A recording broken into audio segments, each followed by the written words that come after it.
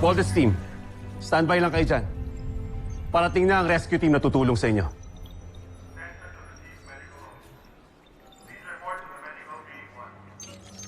You know what? Palang beses tayo tinulungan ng Mechanical Eagle.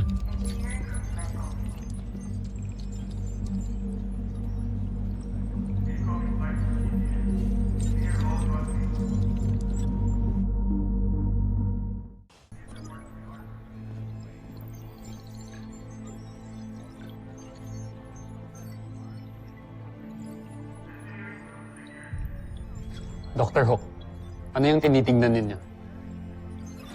Yan ang laman ng capsule na inihulog ng Mechanical Eagle. It's a plan to upgrade Voltes 5. Sino kayo nagpapalipad ng Mechanical Eagle? Saka, bakit niya ito ginagawa? Bakit niya tayo tinutulungan? Hindi ko rin alam. I must say, sobrang laki ng improvements nito. I mean, the plan even includes the electromagnetic ball. Ngayon, kung sino man gumawa nito, kilalang kilala niya si Voltes 5. Alam niya lahat ng detalye nito. Si Papa! Ayoko isipin pero si Papa yung gumawa niyan. Oo nga, kuya. Sinasabi ko na nga, be.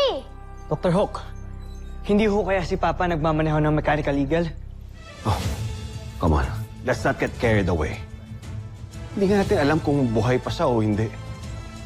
What you're saying are all speculations. Wala tayong ebidensya.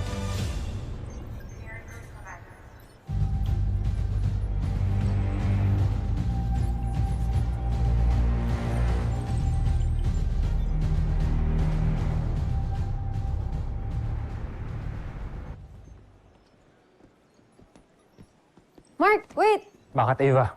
Wala lang. Kamustahin ko lang sana kayo ni Jamie. So, gano'n na ba siya ka-in love sa'yo, ha? And, oh my God, I have an idea. Mag-double date kaya tayong dalawa. You and Jamie, and me and Steve. Wala na kami ni Jamie. What? Seryoso ka ba? Why? What happened? You know what, Mark? Kung ano man itong problema niyo, I'm sure you can fix this. Go fix this. Eva, no! There's nothing to fix! Eh, bakit nga kasi kayo nag-break? Why don't you ask Steve?